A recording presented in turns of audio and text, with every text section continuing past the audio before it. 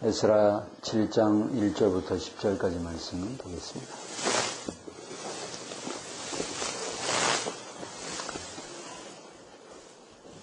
찾으신 줄 알고 제가 받들어 읽겠습니다. 이 일 후에 다사왕 아닥사스다가 왕위에 있을 때 에스라라 하는 자가 있으니라. 그는 스라의 아들이요 아사랴의 손자요 힐기야의 증손이요 살룸의 현손이요 사독의 5대 손이요 아히두의 6대 손이요 아말의 7대 손이요 아사랴의 8대 손이요 무라요스의 9대 손이요 스라이야의 10대 손이요 우시엘의 11대 손이요 붓기의 11대 손이요 아비수야의 13대 손이요 비나스의 14대 손이요 엘라살의 15대 손이요 대제사장 아론의 16대 손이라. 이 에스라가 바벨론에서 올라왔으니 그는 이스라엘의 하나님 여호와께서 주신 모세 율법에 익숙한 학자로서 그의 하나님 여호와의 도우심을 입음으로 왕에게 구하는 것은 다 받는 자이더니 아닥사스다 왕 제7년에 이스라엘 자손과 제사장들과 레위 사람들과 노래하는 자들과 문지기들과 느린 사람들 중에 몇 사람이 예루살렘으로 올라올 때 이 에스라가 올라왔으니 왕의 제7년 다섯째 달이라. 첫째 달 초하루에 바벨론에서 길을 떠났고 하나님의 선한 손에 도우심을 입어 다섯째 달 초하루에 예루살렘에 이르니라. 에스라가 여호와 율법을 연구하여 준행하며 율례와 규례를 이스라엘에게 가르치기로 결심하였었더라. 아멘. 기도하겠습니다. 하나님 아버지, 우리에게 복된 모임을 주시고 주의 말씀을 들으며 이 시대를 향한 주의 뜻을 분별하고 앞서가는 신앙의 선배들의 귀한 유업에 힘입어서 오늘 향한 주님의 뜻을 또한 펼치는 개혁자의 후손으로서의 사명을 감당할 수 있는 복된 귀를 주셔서 감사합니다. 함께 이 시간 말씀을 들을 때 주 성령께서 저희 가운데 조명하시고 진리 안에서의 참된 자유를 경험할 수 있도록 도와주시옵소서. 구주 예수 그리스도의 이름으로 기도하옵나이다. 아멘.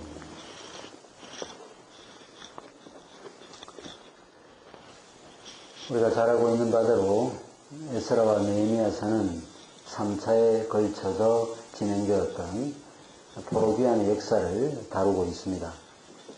특별히 에스라와 느헤미야서가 이 사실을 잘 기록하고 있죠. 에스라 1장부터 6장까지의 내용은 제1차 포로귀환의 과정을 그리고 있고 7장부터 10장까지의 내용은 458년에 있었던 에스라를 중심으로 한 제2차 포로귀환의 과정을 다루고 있고 그 다음에 느헤미야서는 우리가 알고 있는 바대로 BC 445년에 있었던 3차 포로귀환의 과정을 다루고 있습니다. 저는 오늘 2차 포로귀환 때 지도자였던 에스라에 대하여 기술하고 있는 오늘 본 말씀, 특별히 10절 말씀을 중심으로 하나님의 말씀을 생각해 보려고 합니다. 하나님께서 70년 동안의 포로 생활을 하다가 고토로 돌아가게 하신 주된 목적은 예루살렘 성전을 회복하는 데 있었고 이에 필요한 모든 자원들을 하나님께서 이방 왕을 통해서 다 확보해 주셨습니다. 1차 때는 고레스 왕을 통해서 2차, 3차 때는 아닥사스다 왕을 통해서 그 모든 필요들을 채우셨습니다.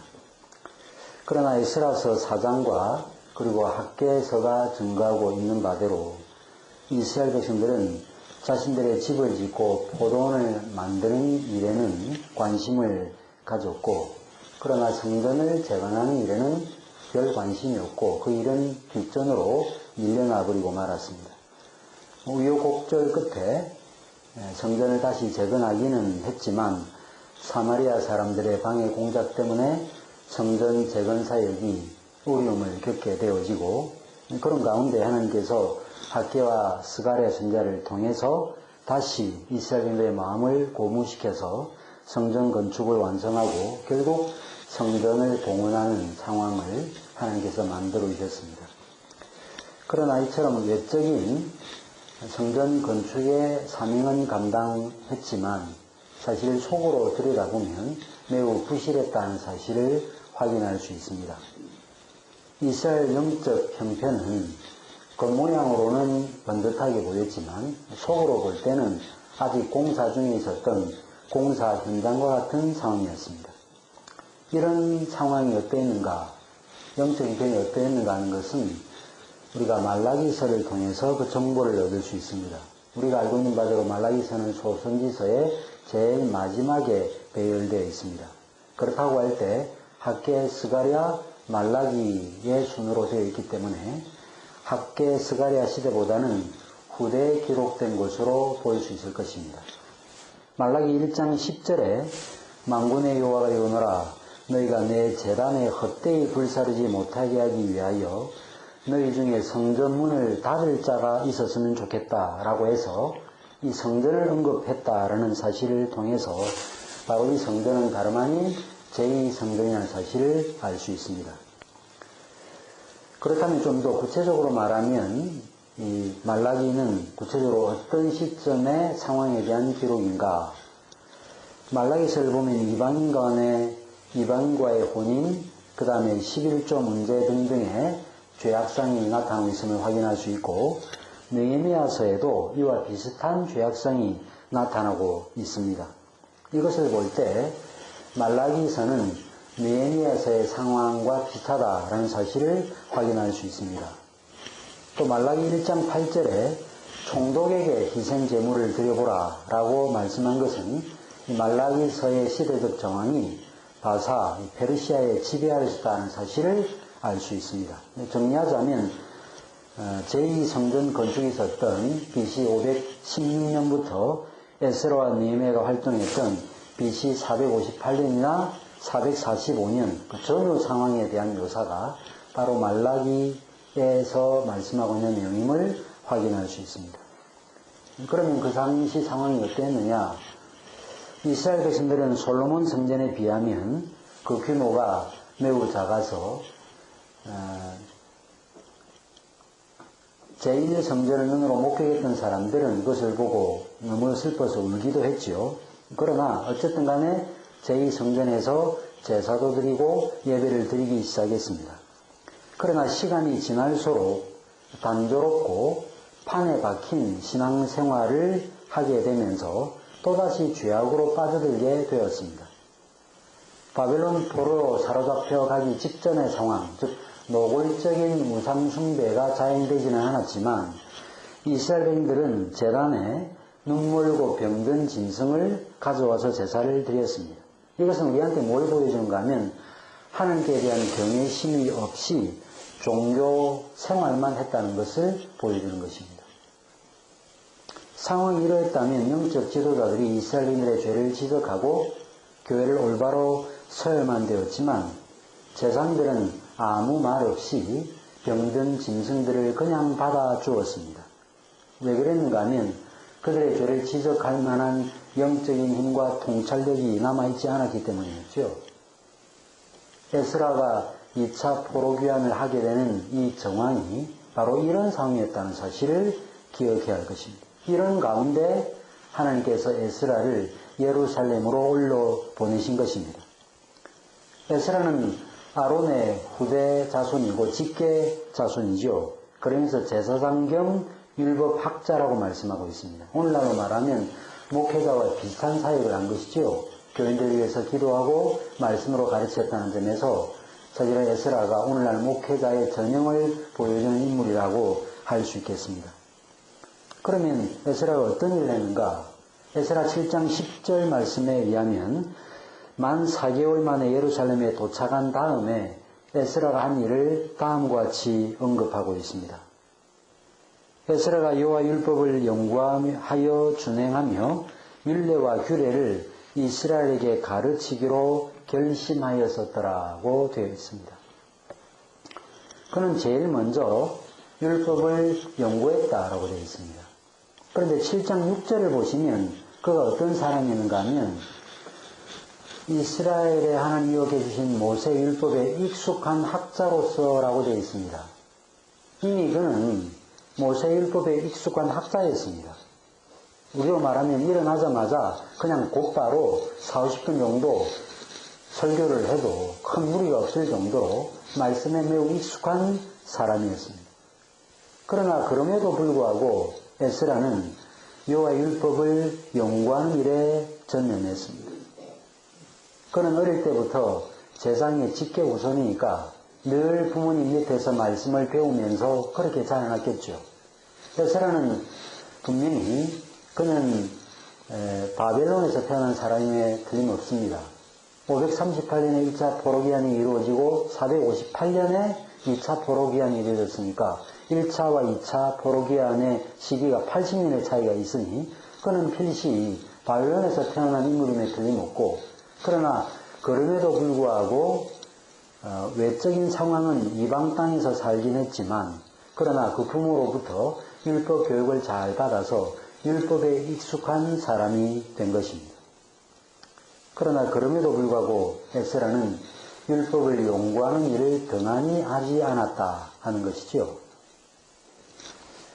요즘 현대 목회가 힘들다라는 말들을 많이들 하고 듣습니다. 정말 쉽지 않죠.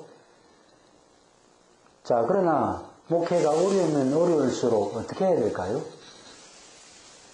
목회가 어려우면 어려울수록 더욱더 말씀 공부에, 더욱더 신학을 공부하는 일에 우리의 마음을 들여야 맞습니다. 그런데 우리 주위에 보면 개척하든지 아니면 목회를 시작하고 5년, 10년, 15년, 20년 시간이 점점 지나가도 목회 상황이 좋아지지 않게 되면서 서서히 말씀을 연구하는 일과 신학을 공부하는 일을 등한히 하게 됩니다. 제가 지난주에 어느 목회자하고 함께 책을 읽으면서 그분으로부터 본인이 동기 모임에 가가지고 어떤 현상을 발견했는가, 요즘 목회자들이 점점 공부를 손에서 놓는 현상을 발견했다, 그런 이야기를 들었습니다. 무슨 이야기죠? 상황이 바뀌지 않으니까 뭐 애써서 몇 사람 되지도 않고 뭐 교회 규모는 늘 그 모양이고, 그러니까 더 이상 동기부여가 되지 않아서 이제는 말씀을 연구하고 공부하는 일은 뒷전이고 어떤 일을 자주 하게 되죠? 오전 내도록 조기 축구 와가지고 서너 시간 보내고, 배드민턴 친다고 너댓 시간 보내고, 그 다음에 목포에서 오라 그러면 가가지고 회 먹고 오고, 이러면서 시간을 다 쓰기를 시작합니다. 목회적 환경이 조금 좋아진 분들은 노예와 총회 다니시면서 이런저런 상비부서에 들어가셔서 교계 일로 매우 바쁘고, 그래서 점점 공부하는 일을 등한히 하게 되는 현상들이 나타나게 됩니다. 합진의 명예신학교 총장이셨던 신봉일 목사님께서 번역한 책 중에 윌리엄 몬테르라고 하는 사람이 쓴 책이 있는데, 그 책에 보면 칼빈이 1540년대 초에 설립한 기구들이 있었다고 합니다. 그 기구들은 주일 요리문답 학교, 금요일 집회, 그 다음에 제네바 목사 성경 연구회, 그리고 장로회 등등 이런 모임들이 시작이 되고 그 모임들이 매우 활발하게 이루어졌다라고 증거하고 있습니다. 이 제네바 목사회는 제네바 지역을 말할 것도 없거니와 인근 지역에 있는 목회자들까지 매주 금요일 모여가지고 오전과 오후에 걸쳐서 성경 토론과 발제와 신학 논쟁을 실시하는 모임을 가졌다고 합니다. 퓨리탄 렉처십이라고 하는 책에서는 청교도들이 설교 연구회, 예언회라고 말하지만 사실은 설교 연구회라고 오늘날에는 번역하는 게 좋을 것 같은데요. 이 모임을 만들어서 역시 신학의 수준을 높여가는 일들을 한 사실도 나타나고 있습니다. 저는 주중에 공부 모임이 2개 있는데, 월요일 날은 성교 원어 공부 모임이 있고, 금요일 아침은 기독교 서적을 읽는 모임이 있습니다. 요즘에는 그 게랄드스 보스의 개혁교회학을 읽거든요. 얼마나 좋은지 몰라요. 그리고 성도들과는 화요일 날 기독교 고전읽기를 합니다. 요즘에 존 오웬의 죄용서라고 하는 책이 있습니다. 제가 개척 초부터 지금까지 계속 하는 그런 모임입니다. 사실 목회자들처럼 시간을 자유롭게 사용할 수 있는 직업이 없고 또 하고자 하면 얼마든지 공부할 수 있습니다. 어제 저희 교회 원광현 목사님이 오셔서 말씀을 전했습니다. 기독교 강요를 번역한 그분이 그러시더라고요. 기독교 강요를 번역할 때 2년 동안 10시간 이상씩 번역했다고 저한테 말씀하시더라고요. 번역 작업도 그렇게 무직하게 앉으셔서 그 일을 하셨죠. 그런 혜택을 저희가 보고 있지 않습니까? 우리가 그렇게 성우와 목사님도 와 계시지만 능숙하게 번역을 못한다 할지라도 이미 번역해 놓은 책도 읽지 않는다는 것은 이건 정말 직무유기거든요. 저희가 공부할 때마다 어떤 말들 한가 하면 아니 남들은 책까지 썼는데 써놓은 책도 안 읽느냐? 저희끼리 서로 그렇게 도전을 줍니다. 사실 그렇잖아요. 남들은 책도 쓰는데 이한 머리 목사님 같은 경우에는 80이 지났지만 지금까지 저작서를 쏟아내는데 아니 써놓은 책도 읽지 않느냐. 정말 우리가 그런 책망을 우리가 들어야 된다고 저는 생각합니다. 사도 바울은 젊은 목회자 디모데에게 제일 먼저 읽는 것에 창념하라고 권면했습니다. 사실 사도 바울의 시대는 아직까지 성경이 완성되지 아니한 성경이 기록될 수 있도록 특별한 영감이 주어지던 시대였습니다. 그런데 그때 계시받지 않았어요. 그때도 읽는 것에 전념했습니다. 바울이 노년에 있었고 옥에 갇혀 있었죠. 그러면서 사도 바울이 디모데에게 특별히 가죽 종이에 쓴 것을 가져오라고 요청을 했습니다. 왜 그랬을까요? 옥에 갇혀가지고 이제 죽을 날을 며칠 앞두고 있지 않은 상황 가운데서 무슨 공부할 일이 있다고 그 부탁을 했을까요? 제가 한 3년 전에 합신해서 이 교수님 목회자 뭐지요? 여름 목회대학원에 갔을 때 강영한 교수님이 오셔서 강의를 하신 적이 있습니다. 강영한 교수님이 화란에서 유학을 했는데 그때 박윤서 목사님이 화란에 세미나에 있어서 오셨다는 거예요. 그런데 휴식 시간이 되면 다른 분들은 다 외부에 가가지고 여기저기 둘러보는데 박윤서 목사님은 호텔방으로 강영한 교수님을 불러서 호텔방에 이렇게 누우시고 그 다음에 화란으로 된 신학 서적을 읽으라 그러면서 해석을 해달라고 하면서 들으시면서 고개를 끄덕이면서 이렇게 들으시던 그 경험을 제가 직접 들었거든요. 얼마나 공부하는 일에 연구하는 일에 힘을 쏟아졌습니까? 오늘 이 시대에 이런 목회자가 필요하지 않는가 싶습니다. 만약 오늘 우리 중에 혹시 공부에 손을 넣으신 분이 있다면 다시 신학책을 손에 드시기를 바랍니다. 비커스테드라고 하는 사람이 크리스찬 히어로라는 책에서 이런 말을 했습니다. 자기의 능력을 최고의 목적을 위해 쏟고자 하는 모든 사람은 그들의 자연적인 성향이 어떠하든지 고독한 연구자가 되어야 한다. 우리의 성향이 어떠하든지 들 사람이든지 종용한 사람이든지 관계없이 그는 고독한 연구자라야 합니다. 이처럼 에스라는 율법을 연구했습니다. 그리고 그는 말씀을 준행했습니다. 오늘 본문에 보니까 준행했다, 행했다는 말이죠. 안타까운 일이지만 오늘날 한국 교계 안에 개혁 신학을 배움과 연구의 대상으로 삼는 이들은 많이 있지만 상황에 맞지 않는 적실성이 없는 신학으로 여겨서 입술로는 가르치는데 교회를 세우는 실제 원리로는 적용하지 않는 분들이 많이 계십니다. 물론 목회적 상황이 녹록지 않고 특히 단위 목회를 맡아가면 그 교회가 오랫동안 해왔던 관행이 있기 때문에 그 관행을 개혁한다는 것은 쉽지 않은 것은 사실입니다. 그러나 항상 그런 이야기만 하고 개혁된 모습을 보여주지 않는 것은 이 시대를 향한 하나님의 뜻이 아니고 우리는 에스라의 후손이라고 할 수 없는 것입니다. 신학은 이성 없이 할 수 없으나 이성만으로 하는 것은 아닙니다. 믿음의 주체인 인간은 지정의를 가진 전인으로서의 사람이죠. 때문에 전인으로서의 사람이 어떤 내용을 접하게 되면 아브라함 칼비가 말한 바대로 우리의 삶의 이 체계가 바뀝니다. 가치관이 바뀌죠. 가치관과 삶의 체계가 바뀌지 않으면 언제든지 배교할 가능성이 있다라고 어느 선교학자가 폴 히버튼가요? 그분이 그런 말을 했잖아. 이런 원리에 따르면 믿음의 삶이 변하게 됩니다. 자연스럽게 변하게 돼요.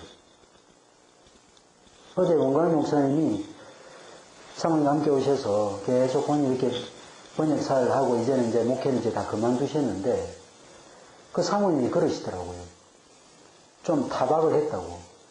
아니 공부를 좀 마쳐서 신학 교수로 가든지 아니면 뭐 국내에 들어와가지고 오늘 좀 내놓으라는 교회 단임 목회 자리 있을 수 있지 않습니까? 그런데 그런 일들을 하면서 본인은 큰 기쁨을 느꼈다는 거예요. 그래서 자신은 그걸 깨우치고 아는 것 자체가 너무 좋았다고. 물론 처음에는 한두 장 하면서 번역료가 얼마지 이렇게 생각을 했대요. 근데 그걸 계속하면서 개혁신학에 대한 자료들을 탐구하면서 이제는 그것을 자신의 소명으로 삼고 그 일에 참여했다는 것입니다. 이런 내용들이 들어온 분들을 제가 만나면 말투가 다르고요. 인품이 다릅니다. 삶의 자세와 태도가 너무 진지합니다. 오늘날 개혁신학을 입으로는 말하지만 삶으로는 부인하는 분들이 얼마나 많은지 모릅니다. 외부적으로 좀 듣고 정보는 알아가지고 무슨 주제가 나오면 사람 이름도 이야기하고 역사 사건을 기술하기도 하지만 그러나 그분의 삶의 내용을 가만히 살펴보면 상식의 수준도 넘지 못한 분들이 계십니다. 오늘 그런 교인들도 있어가지고 개혁교회를 여기저기 쇼핑하듯이 돌아다니는 그런 성도들도 있다는 이야기를 제가 듣거든요. 얼마나 안타까운 일입니까? 저희들의 책임이죠.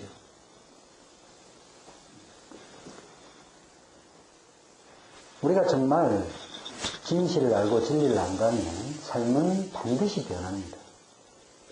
우리가 아는 야고보서 2장에서 믿음이 있노라 하고 행함이 없으면 무슨 이익이 있으리오라고 말했죠. 이 말은 믿음은 있는데 행함이 없는 것처럼 느껴지지만 잘 살펴보시면 믿음이 있노라라고 쎄이 말한다는 거죠. 믿음이 실제로 있는 게 아니고 믿음이 있노라고 말은 하는데 행함이 없다는 것입니다. 당연하죠. 믿음이 없으니까 행함이 없죠. 참 믿음이 있으면 반드시 행함과 실천이 드러나게 되어 있는 것입니다. 정말 개신학을 아는 사람은 그 신학을 자신의 개인 경험과 목회 현장에 교회를 세우는데 실천하게 되어 있는 것입니다. 디모데전서 3장을 읽어보십시오. 감독의 자격을 쭉 말하면서 전부 다 신앙인격이 거의 대부분이고요. 가르치는 과 다스리는 것밖에 없습니다. 그 외에는 거의가 다 신앙인격과 관련된 내용들입니다. 이렇게 될 때 자연스럽게 가르치는 자리에 나아가게 되는 것입니다. 가르치는 자는 아무나 가르치는 게 아니죠. 이런 연구와 그 다음에 본인 자신이 그 진리의 말씀에 헌신하는 경험, 이것이 토대가 되어져서 그 다음에 가르치는 자리로 나아가는 것입니다. 자문 기자는 내가 자기의 일에 능숙한 사람을 보았느냐? 이러한 사람은 왕 앞에 설 것이요 라고 말했습니다. 자기 일에 능숙한 사람이 왕 앞에 서는 것입니다. 이러면서 세 번째, 가르침은 자연스러운 열매라 할 수 있겠습니다. 특별히 가르침은 제사장으로서의 소명입니다. 레위기 10장 11절에 또 나 여호와가 모세를 통하여 모든 규례를 이스라엘 자손에게 가르치리라고 말씀했습니다. 그래서 사도들도 가르치죠? 저희들도 가르칩니다. 사도 바울도 디모데에게 읽는 것과 권하는 것과 가르치는 것에 창념하라고 했습니다. 그럼 뭘 가르쳐야 되는가? 말씀을 가르쳐야 되지요. 바울은 디모데에게 내가 마게도냐로 갈 때 너를 권하여 에베소에 머물라 한 것은 어떤 사람들을 명하여 다른 교훈을 가르치지 말며, 다른 교훈을 가르치지 말라는 거예요. 요즘에 시대에 유행하는 것들, 뭐 어디에 용하다는 것들, 그죠? 오늘날 죄송한 표현인지 모르겠지만 사실은 조국교회를 망쳐놓은 몇몇 교회들이 있죠. 세들백 교회 일루 크릭 교회 벤치마킹에서 한국에 소개한 교회들 있지 않습니까? 빌 하이저스 목사가 어떻게 드러났어요? 성추행 문제로 내려앉았잖아. 얼마나 잘못된 것입니까? 이런 면에서 어떻게 보면 올바른 내용을 소개하고 바른 교회를 소개하는 일이 얼마나 중요한지 몰라요. 우리가 왜 개혁신학에 창념하고 그 책을 읽어야 됩니까? 가장 성경적인 내용을 담고 있기 때문이죠. 가장 오류 없이, 왜곡 없이 진리에 접근할 수 있는 길이기 때문이죠. 바울은 갈라디아서에서 내가 전한 그 복음 이외에 다른 복음을 전하면 저주를 받는다고 말했습니다. 디모데후서 4장 2절에서는 너는 말씀을 전파하라 그랬는데 그 말씀은 그냥 무슨 아무나 하는 말이 아니고 바로 배타적인 진리를, 복음을 가리키는 것입니다. 사랑하는 우리 동역자 여러분, 저도 늘 이렇게 배우고 공부하는 자리에 있기를 좋아합니다. 그래서 가능하면 하여튼 이런 모임에 참여하기를 저도 바라는데요. 어쨌든 우리가 개인적으로 세미나만 참여하지 마시고 개인적으로 말씀을 읽고 연구하고 그 다음에 그 말씀에 헌신하고 이런 자연스러운 열매들이 여러분들 사회 현장 가운데 나타나서 회복된 교회 모습, 이사야 2장에 보니까 회복된 교회 모습이 뭐로 드러납니까? 시온에서 율법이 가르쳐지는, 그죠? 율법이 시온에서부터 흘러나온다고 그랬잖아요. 회복된 교회 모습이 여러분들 사회 현장 가운데 풍성한 열매로 드러나기를 간절히 소원합니다.